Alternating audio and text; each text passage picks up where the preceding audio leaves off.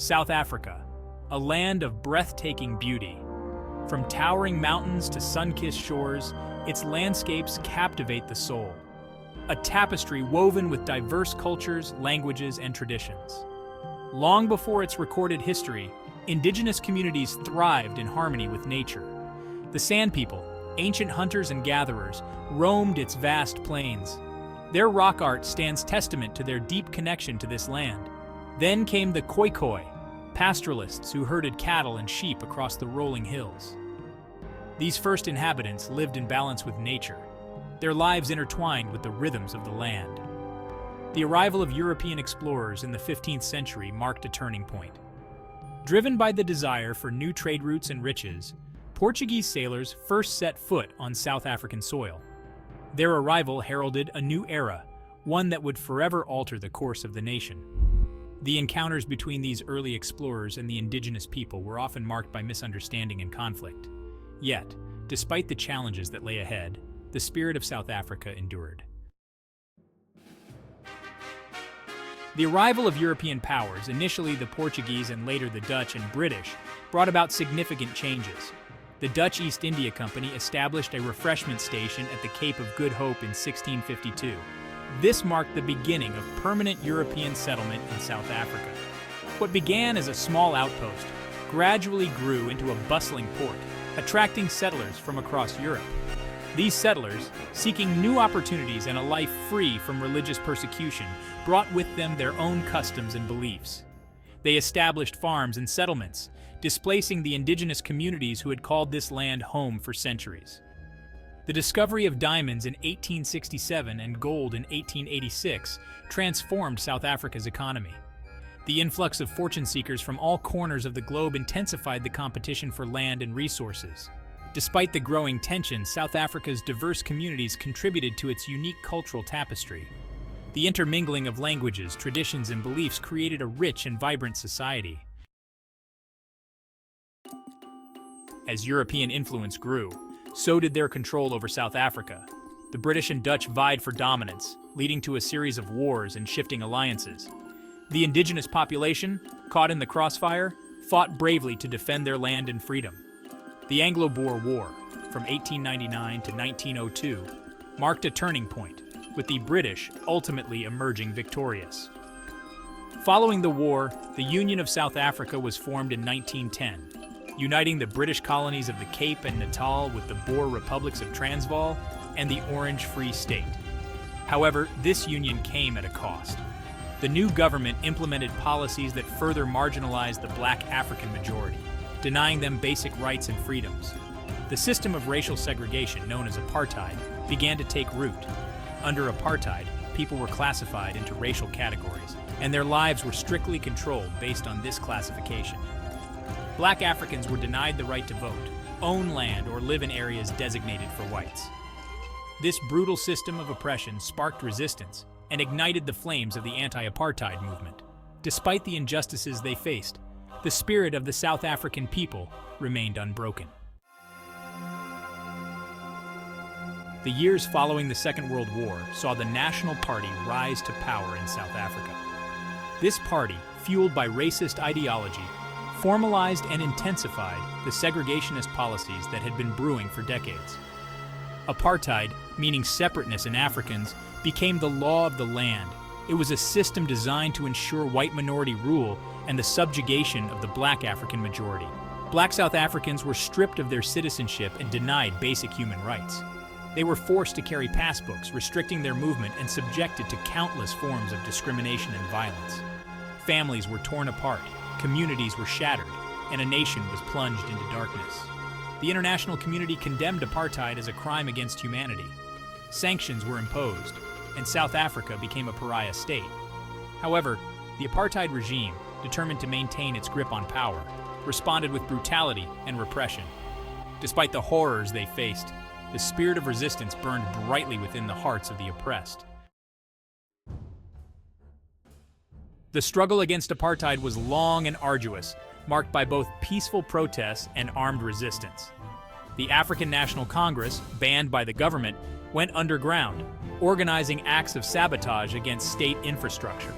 Nelson Mandela, Walter Sisulu, Oliver Tambo, and countless others emerged as iconic leaders, inspiring millions with their unwavering commitment to freedom. The Soweto Uprising of 1976, where student protests against the enforced use of Afrikaans in schools were met with brutal police violence, marked a turning point. The images of children gunned down in the streets shocked the world and fueled international condemnation of the apartheid regime. The struggle for freedom in South Africa became a global cause célèbre. Sanctions tightened, and South Africa became increasingly isolated on the international stage. Despite the constant threat of imprisonment, torture, and death, the anti-apartheid movement grew stronger with each passing day. In 1990, after 27 long years of imprisonment, Nelson Mandela walked free. His release, a moment that captured the world's attention, signaled the beginning of the end of apartheid. Mandela's unwavering commitment to peace and reconciliation, even after decades of unjust imprisonment, inspired hope in the hearts of millions. Negotiations between the apartheid government, led by F.W. de Klerk, and the African National Congress, led by Mandela, began in earnest.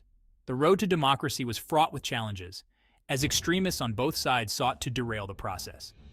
Yet, Mandela's leadership, characterized by forgiveness and a deep commitment to unity, proved instrumental in guiding the nation towards a peaceful transition. On April 27, 1994, South Africa held its first democratic elections. The African National Congress won a landslide victory, and Nelson Mandela became South Africa's first black president. Mandela's journey from prisoner to president became a symbol of hope, not just for South Africa, but for the entire world. The transition to a democratic South Africa was not without its challenges. The legacy of apartheid, with its deep-rooted inequalities and social divisions, cast a long shadow. Yet, the spirit of reconciliation and forgiveness, championed by Nelson Mandela, prevailed. The Truth and Reconciliation Commission, established in 1995, provided a platform for victims and perpetrators of apartheid-era crimes to share their stories and seek forgiveness. It was a painful but necessary process, aimed at healing the wounds of the past and building a more just and equitable society. The new government embarked on an ambitious program of social and economic transformation, aimed at addressing the injustices of the past and creating a more equal society. The Rainbow Nation, a term coined by Archbishop Desmond Tutu, captured the spirit of hope and unity that characterized this new era. The world looked on with admiration as South Africa emerged from the darkness of apartheid, a beacon of hope and inspiration for other nations striving for freedom and equality. The Truth and Reconciliation Commission, chaired by Archbishop Desmond Tutu, played a pivotal role in healing the wounds of the past. It was a unique experiment in restorative justice, offering amnesty to perpetrators of apartheid-era crimes in exchange for full disclosure. The Commission's hearings, broadcast live on national television, provided a platform for victims to share their stories of pain, loss, and resilience. Perpetrators, often for the first time, were forced to confront the consequences of their actions.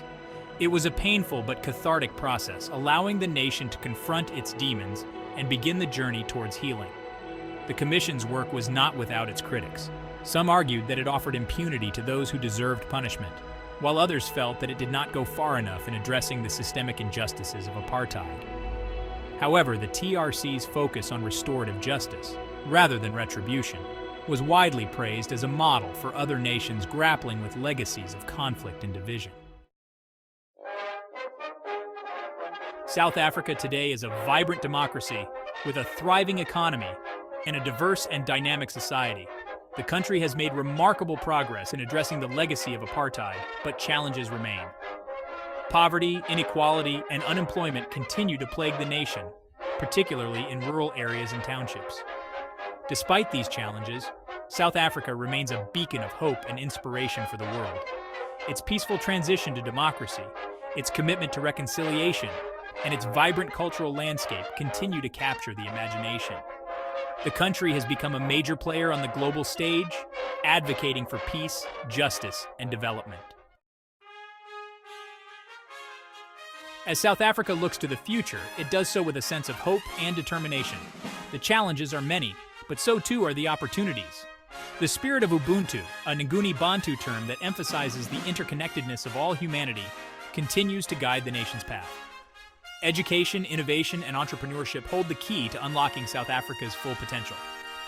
By investing in its youth, fostering creativity, and promoting sustainable development, South Africa can create a more just and equitable society for all. The journey ahead will require continued dialogue, collaboration, and a shared commitment to building a better future. The Rainbow Nation, born out of struggle and sacrifice, stands as a beacon of hope for the world, a testament to the enduring power of the human spirit to overcome adversity and build a brighter future for all.